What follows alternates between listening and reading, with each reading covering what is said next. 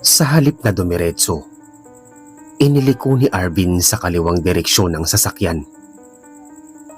Hindi dapat doon ang kanilang daan patungo sa destinasyon na kanyang mga pasahero sa UB.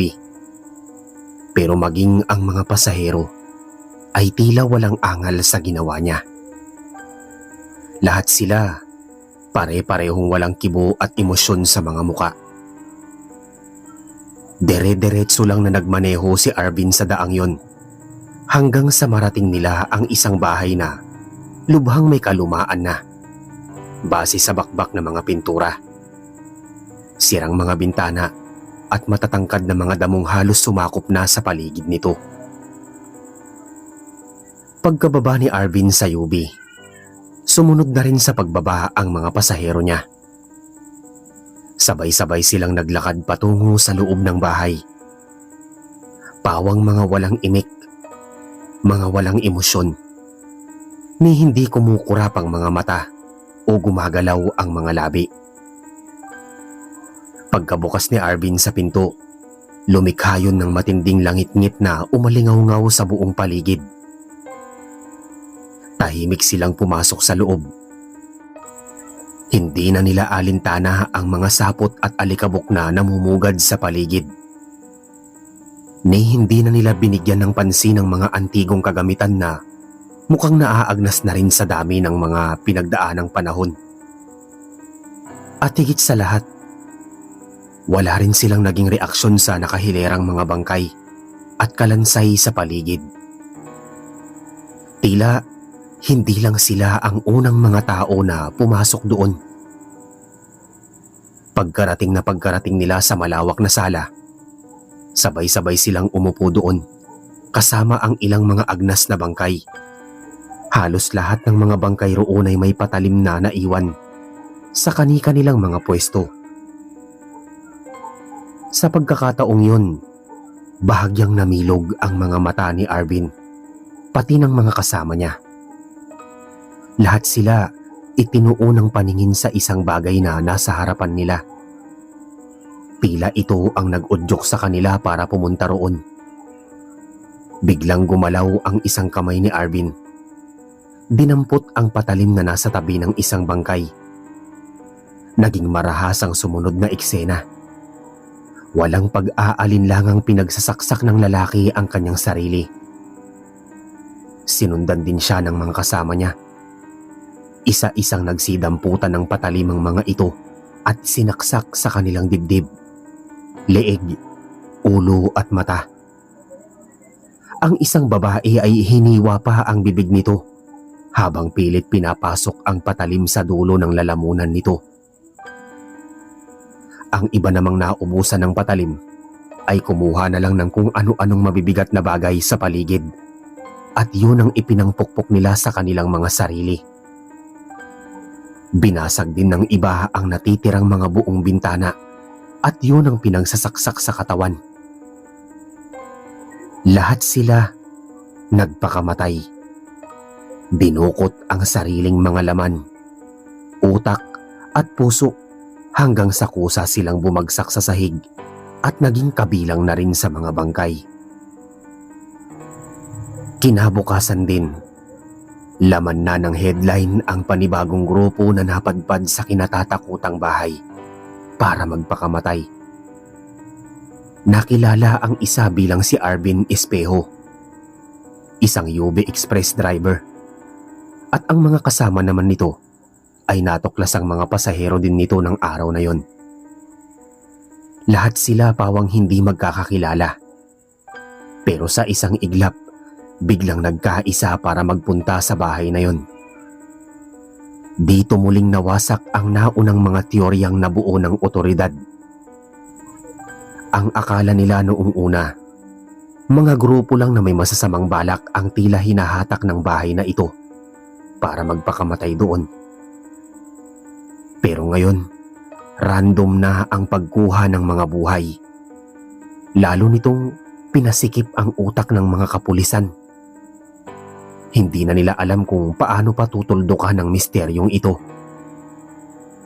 Kalahating taon nang sinasalot ng naturang bahay ang mga karatig na lugar. Oras na mapalapit ng 300 at 7 metro ang kahit na sino rito. Bigla na lang silang mawawala sa sarili at pupuntahan ang bahay na yon. Pagkatapos ay doon nila kikitilin ang sarili nilang buhay sa hindi malamang dahilan. Dahil doon, tinawag ang kababalaghang ito bilang The Great Attractor. Dahil sa kakayahan nitong manghatak ng tao, maging sa malalayong distansya para dalhin sa bahay at utusang magpakamatay. Sa loob lang ng 6 na buwan, mahigit 10,000 katao na ang naitatalang nagpatiwakal sa loob ng bahay. Wala nang ang mga residente doon dahil nahatak na rin sa loob ng bahay para magpakamatay. At lalong wala nang dumaraang mga sasakyan. Nagmistulang dead zone ang buong lugar.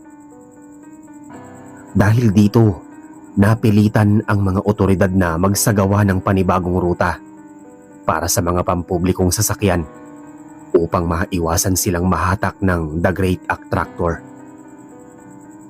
Maging ang mga pulis at eksperto ay hindi makalapit dito.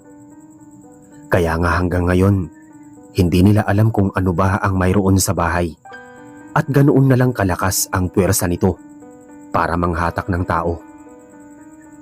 Hindi rin nila masabi kung ano ang pinag-uugatan ng napakaraming kaso ng pagpapatiwakal doon. Hanggang ngayon, puro teorya pa lang ang nabubuo nila. May mga nagsasabing baka may kung anong elementong naninirahan doon na nag-uudyok sa mga tao para lumapit at magpakamatay. Mayroon ding naniniwala na may kakaibang device na ikinabit sa bahay na yon na nag-a-attract sa mga tao para gawin ang pagpapatiwakal. Sa sobrang dami ng teoryang nabubuo, napapagod na ang mga eksperto at otoridad dahil wala rin namang pinatutunguhan ang kanilang ginagawa. Hindi talaga nila malalaman ang misteryong nakapaloob doon hanggat hindi nila yon napupuntahan mismo. Ngunit paano naman sila pupunta doon kung noong mga nakaraang buwan pa lang, hindi na rin mabilang na mga pulis ang nagpakamatay doon matapos maglakas loob na puntahan ang bahay. Hindi pa man sila nakakalapit ay tila naa-attract na rin sila ng kung anong puwersa. Kaya bago pa sila makalapit sa lugar, ay nawala na rin sila sa kanilang mga sarili. Ang tanging paraan lang nila para makalapit doon ay ang drone camera na ipinapadala nila para imbestigahan ang lugar. High-tech ang mga drone na kanilang gamit, kaya nagagawa nitong maglakbay sa malalayong distansya. Dito rin nila nakikita kung may bagong mga biktima na nagpapakamatay doon. Tanging mga drone camera lang ang nakakapasok sa loob ng bahay. Ngunit bukod sa nakahilirang mga bangkay na kanilang napapanood sa point of view nito, wala rin silang makita sa loob kundi mga antigong kagamitan, mga nawasak na bato at pader, at mga tipikal na bagay na makikita sa isang abandonadong bahay.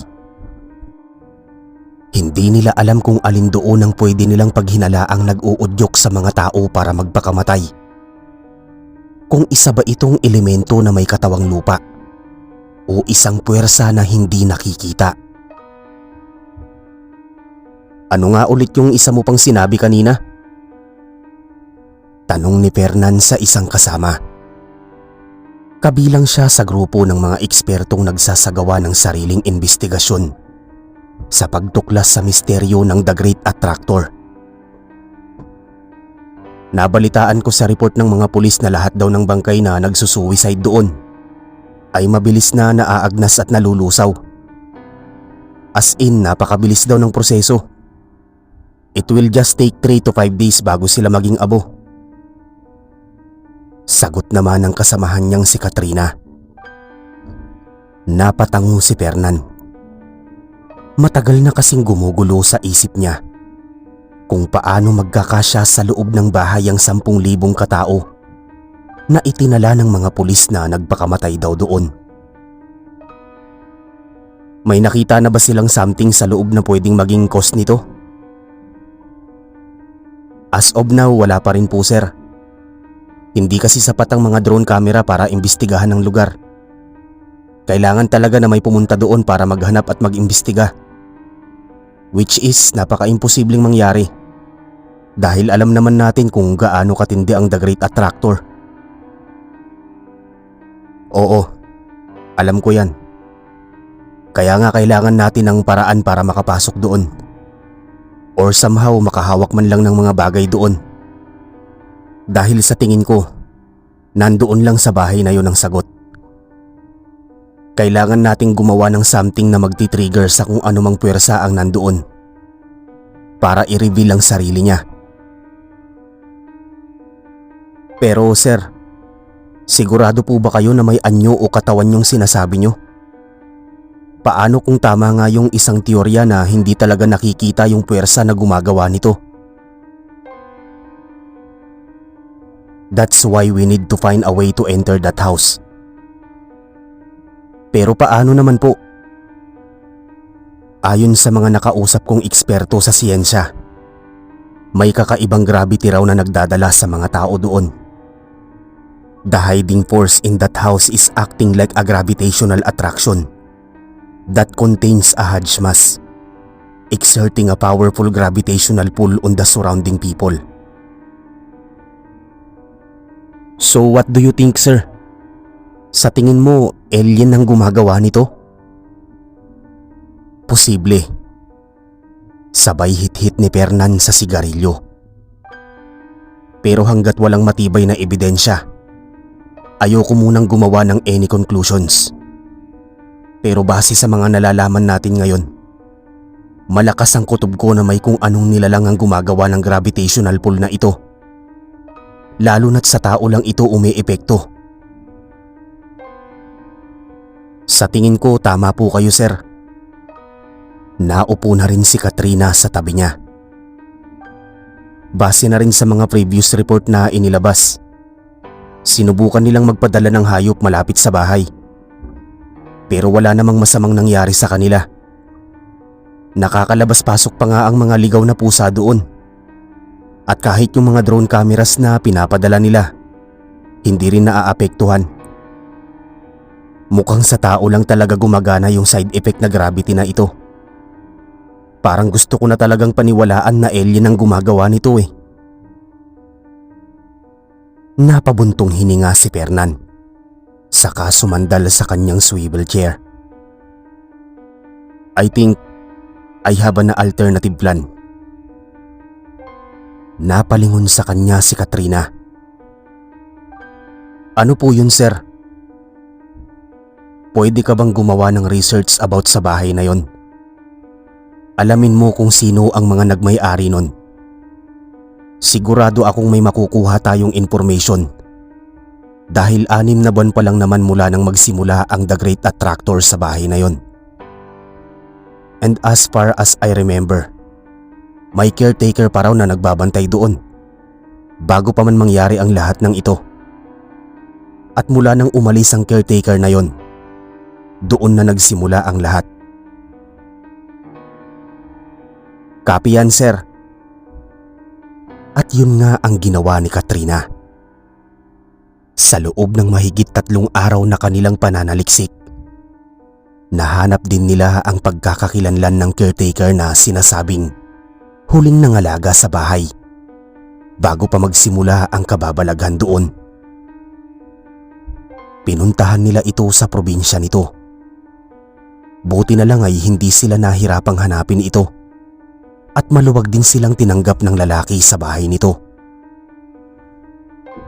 Tama po kayo. Ako po ang huling nangalaga sa bahay na yon. Umalis po ako doon. 8 buwan na ang nakakalipas. 8 months ago? Pagkukumpirma ni Fernan. Tapos ang simula ng The Great Attractor ay 6 months ago naman. Aware ka na ba sa mga nangyayari sa bahay na yun ngayon? Matagal bago nakapagsalita ang lalaki. Opo. Lagi ko pong napapanood sa balita Meron ka bang kahit anong info na maibabahagi sa amin na pwedeng magturo sa pinagmumulan ng The Great Attractor? Muling natagalan sa pagsagot ang lalaki. Ilang beses pa itong napalunok ng laway bago muling ibinuka ang bibig. Siguro po, mas mabuti kung yung amo ko na lang po ang kausapin nyo tungkol dyan. Sino ang amo mo? Si Katrina ang nagtanong. Siya po ang may-ari ng bahay na yon. Kaya lang nasa Mindanao na po siya nakatira ngayon. Pwede ko pong ibigay ang address niya sa inyo. Hindi ko na nga lang po kayo masasamahan dahil may trabaho ako rito. Pasensya na po. Nang sumunod na araw din, pinuntahan agad nila ang address na ibinigay ng lalaking yon. Inabot ng mahigit isang araw ang itinagal ng biyahe bago nila nahanap ang bahay ng amo nito sa Zamboanga. Mabait din naman ang matanda at malugod silang tinanggap sa loob. Pasensya na po sa abala, Don Mario, sabi ni Fernandito. Nagkaroon pa sila ng kaunting pag-uusap habang inuubos ang kanilang mga kape. Pero hindi nagtagal ay sinimulan na rin niya ang tunay na pakay niya rito. Hindi ko na po patatagalin pa ito, Don Mario. Gusto ko po sana kayong makausap tungkol sa dati niyong mansyon sa Maynila na isa ng abandoned house ngayon. Yung El Gran Todo Poderoso? Sagot ng matanda. Tinutukoy ang pangalan ng mansyon nito. Iyon nga po. Siguro naman po hindi nalingid sa inyong kaalaman ang mga nangyayaring kababalaghan doon. Mga patayan. Suicide to be exact. Agad tumango ang matanda. Oh, alam ko ang tungkol dyan. And I feel so guilty. Nalulungkot ako sa mga nangyayari. Nagkatinginan agad sina Fernan at Katrina. Sa kanya muling nilingon ng matanda. Ano pong ibig niyong sabihin? May alam po kayo sa nangyayari doon? Oo. Malungkot na sambit ng matanda. Ayoko na sanang maalala pa pero sige. Sasabihin ko sa inyo ang lahat. Ang totoo niyan, nagsimula yun sa kapatid ko, si Juancho Bartolo. Patuloy lang na nakinig ang dalawa. Magkasama kaming naninirahan ng kapatid ko doon. Siguro nasa mid-50s pa lang kami noon. Pareho kaming walang asawa. Ako kasi, hindi lang siguro pinalad magkaasawa. Pero siya, mas maitsura siya sa akin. Pero pinili niyang wag mag-asawa dahil masyado siyang nasilaw sa karunungan niya. Karunungan? Nalukot ang noo ni Fernan. Mahigit 2 dekada na siyang nag-aaral sa Bible na pinaniniwalaan niya. Hindi ko alam kung anong klaseng Bible ito pero ang natatandaan kong sinasabi niya noon, nakasulat daw sa Bible na ito na ngayong taon daw magugunaw ang mundo. Kaya naman kung ano-anong mga bagay ang pinag-aralan niya para mapigilan ito. Sa huli, nagsabi siya sa akin na ang tanging paraan lang daw para iwasan ang pagkagunaw ng mundo ay mawala lahat ang mga tao. Kailangan may maganap daw na mass extinction sa population ng mga tao bago pa sumapit ang pagkagunaw para hindi ito matuloy. At kapag nangyari yon, manunumbalik daw sa lahat ang dating ganda at enerhiya ng mundo. Unti-unti rin daw magbabalik ang mga populasyon ng tao. At sa ikalawang evolution daw ng tao, magiging mas maayos na ang lahat. Hindi makapaniwala si Fernan sa narinig. Kung ganoon, ano naman po ang kinalaman nun sa The Great Attractor na bumabalot ngayon doon sa bahay? Masyadong nilason ng Bible na yon ang utak ng kapatid ko. Lahat ginawa niya para mailigtas ang mga tao. Pero walang gustong maniwala sa kanya. Marami siyang mga iniimbitang mga tao para sumali sa organisasyong binubuo niya. At ang goal nila, sabay-sabay na magpapakamatay para unahan ang pagkagunaw ng mundo. Pero gaya ng aking inaasahan, wala siyang napala. Walang sumali. Pinagtawanan lang siya. Nilait. It was a very depressing time for him. Sinubukan kong tulungan siya pero kahit ako ayaw na rin niyang harapin. Kinamuhian din niya ako dahil lang sa ayaw ko rin siyang paniwalaan. Kaya sa huli, doon nangyari ang lahat.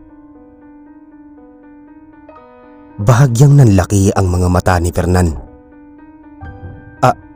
Ano po ang totoong nangyari sa kanya? Noong gabing bago siya magpakamatay, nakita kong may ginagawa siyang ritual sa loob ng kwarto niya. Dinadasalan niya yung bato na sinasabi niyang nahulog daw sa langit.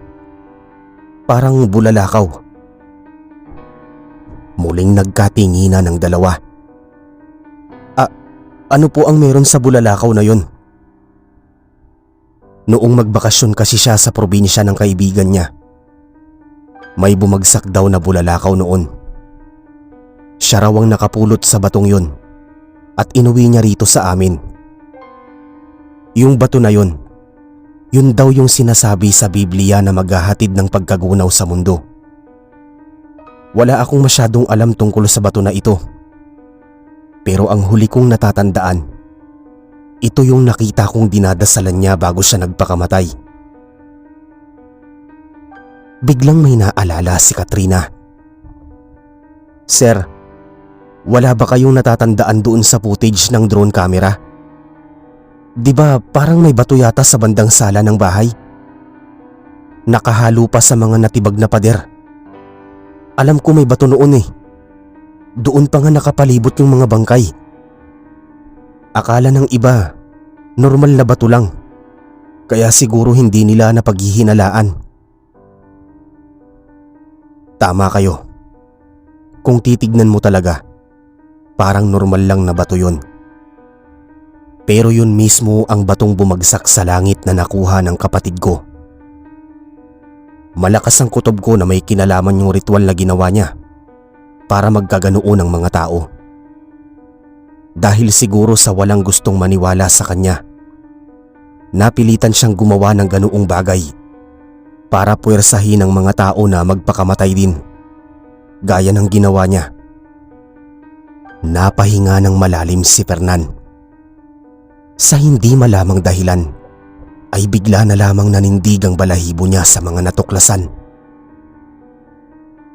Don Mario, wag niyo sanang mamasamain. Pero wala po ba kayong ginawa para pigilan ang kapatid niyo? I told you, kahit sa akin nagalit din siya dahil ayokong sumama sa grupo niya. Halos itaboy rin niya ako. Hindi ko siya makausap o malapitan man lang. Pero alam ko lahat ng ginagawa niya dahil lagi ko siyang binabantayan. At noong nagpakamatay siya, hindi rin kami makalapit sa bangkay niya. Parang may kung anong mabigat na puwersang humihila sa amin. Yung isa kong houseboy noon, sinubukang lapitan ang bangkay ng kapatid ko. Pero nagulat na lang kami nang bigla itong magwala at magpakamatay din sa harap ni Wancho. Pagkatapos noon, 2 pa sa mga kasambahay ko ang nasawi rin matapos lapitan ng kanyang bangkay. Kaya magmula noon, napilitan na kaming umalis ng caretaker ko. Dito na ako nanirahan sa aming probinsya. Pero yung caretaker ko na iwan doon. Binilin ko kasi sa kanya yung bahay. Balak pa namin sanang ibenta yon oras na mailibing lang ang katawan ng aking kapatid. Pero nagsabi sa akin ng caretaker ko na habang tumatagal, lalo raw lumalakas yung kakaibang puwersa na nagmumula sa bangkay ni Wancho. Hanggang isang araw, bigla siyang tumawag sa akin. Nakita raw niya kung paano malusaw yung katawan ni Wancho at hinigop ng bato na yon. Kaya naman hindi ko na pinigilan ng caretaker ko nang magpaalam siyang uuwi na rin sa probinsya nila. Dahil ayaw na niyang mapahamak pa sa bahay na yon. The rest was history. Hindi ko akalaing aabot yon sa ganito. Pero sir, may alam din po ba kayo kung paano mahihinto yung sumpa sa loob ng bahay? Noong mamatay ang kapatid ko, sinubukan kong basahin yung mga librong pinag-aaralan niya. May mga nakasulat doon kung paano pahihintuin ang sumpa. Pero para magawa mo yon, kailangan mo ring pag-aralan yung ritual ng libro at sumanib doon. Isang bagay na ayokong gawin dahil ayokong matulad ako sa kapatid ko. Maaaring mawala rin ako sa sariling katinuan pag nagkataon. Madaling makapasok sa ritual pero mahirap nang makalabas. Kapag natutunan mo ang mga bagay na nakapaloob dito, masisilaw ka sa mga karunungang matututunan mo. Lalasunin nito ang isip mo. Para itong droga na gagawin kang adik. At kapag sinubukan mong iwasan ay lalo ka lang matatakam na gawin ito. Kung gusto nyo, kayo ang gumawa. Pero hindi ko maipapangako na babalik pa kayo sa dating katinuan. Oras na matutunan nyo ang lahat ng nakasulat doon. Delikado mga iho. Wag. Pagkatapos ay bumuntong hininga ang matanda. Huwag niyong subukan. Masisira ang buhay niyo. Sabi pa ng matanda sa Malabisaya na accent nito. Sa huli, ibinigay na lang ng matanda ang mga itim na librong pinag-aaralan noon ng kapatid nito para maisagawa ang sumpang bumabalot ngayon sa loob ng bahay. Hanggang sa pag-uwi nila sa Maynila, hindi pa rin malaman ni Fernan at Katrina ang gagawin sa libro. Hawak na nila ang bagay na pwedeng magwakas sa kababalaghang ito. Nakasulat daw rito ang mga kailangang gawin para mahinto ang sumpa. Pero para maisagawa yon, kinakailangan din nilang umanib doon at isangla ang kanilang kaluluwa sa itim na libro. Yun lang ang tanging paraan para makapasok din sa kanila ang kakaibang karunungan na maaaring kumontrol sa sumpang nakapaloob sa bahay. Ngunit oras na gawin nila yon, maaari din silang mawala sa sariling katinuan, gaya ng nangyari kay Wancho. Matapos aralin ng lahat ng nakasulat sa libro, ay masyado na itong nasilaw sa mga karunungang nalaman nito na naghatid pa rito sa masaklap na kamatayan. Biglang naalala ni Fernan ang sinabi ni Don Mario. Huwag niyong subukan. Masisira ang buhay niyo. Kaya naman sa huli, itinago na lang nila ang libro. Hindi na nila sinubukan pang ikalat ito sa marami dahil baka paglaruan lang ito ng kung sino-sino at lalo pang lumala ang sumpa. Gaya ng ginagawa ngayon ng marami, sumunod na lang din sila sa protokol na iwasan ng naturang bahay para hindi sila mahatak ng The Great Attractor.